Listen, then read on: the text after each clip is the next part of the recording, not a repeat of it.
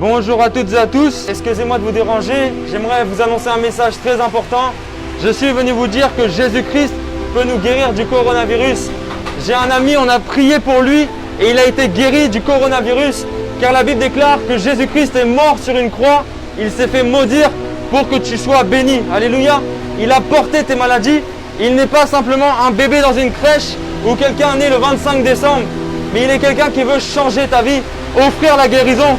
Tu peux prier pour tes migraines, tu peux prier pour tes maladies, tu peux prier pour la drépanocytose, tu peux prier pour les cancers, tu peux prier pour beaucoup de maladies. J'ai vu énormément de guérisons. Christ a même guéri un cancer lorsque j'avais prié pour une personne. Christ est capable. Et ce qui est triste, c'est que Christ n'est pas encore assez connu. On le voit que comme une religion pendue sur une croix. Mais il est vivant et il veut rentrer dans ton cœur, il veut te guérir.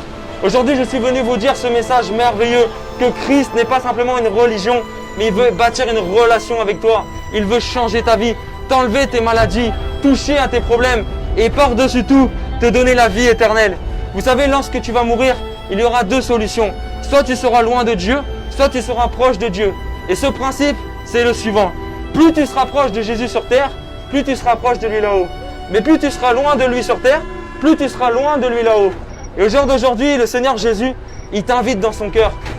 Il veut rentrer dans ton cœur et il veut changer ta vie. Je sais qu'il y en a qui sont énervés quand je parle de Jésus.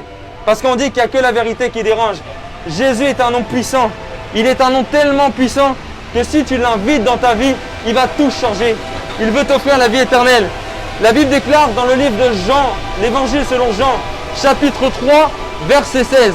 Car Dieu a tant aimé le monde qu'il a envoyé son Fils afin que quiconque croit en lui ne périsse pas, mais ait la vie éternelle.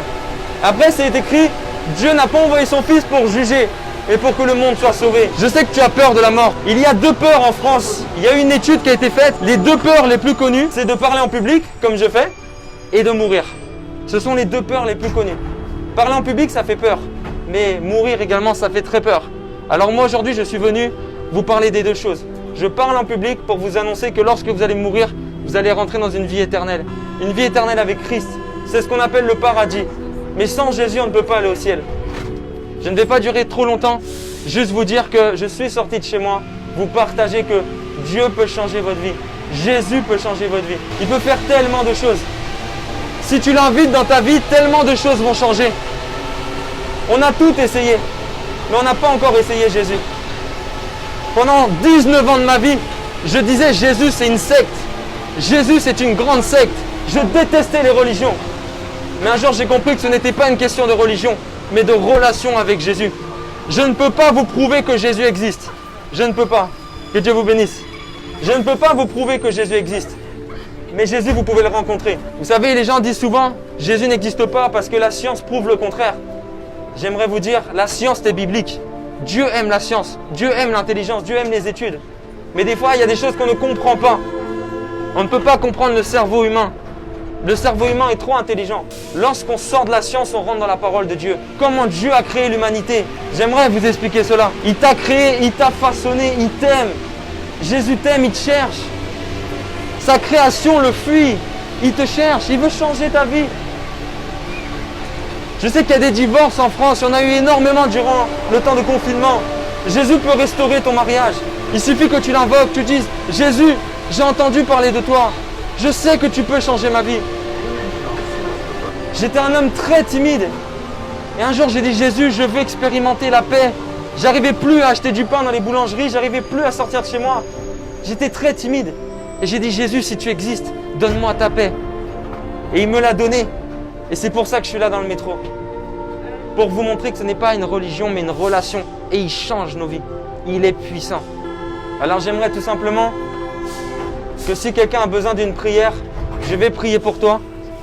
Pense à un sujet, à quelqu'un qui est malade dans ta famille, quelqu'un qui souffre dans ta famille, un travail que tu n'as pas, quelque chose que tu n'as pas. Le Seigneur va agir et il va faire quelque chose de puissant. Je vais déclarer et dire, Seigneur Jésus, je te remets la situation de mon frère, je te remets la situation de ma soeur et je déclare au nom de Jésus que cette situation s'arrange. Je veux proclamer au nom de Jésus que ce qui est bloqué dans ta vie se débloque maintenant dans le nom de Jésus. Je déclare que ce que le diable avait dit contre ta vie, que cela s'arrête au nom de Jésus-Christ.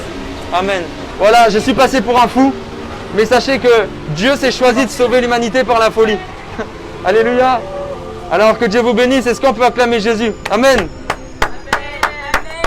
Jésus est puissant. Il est puissant. Amen. Dieu vous bénisse.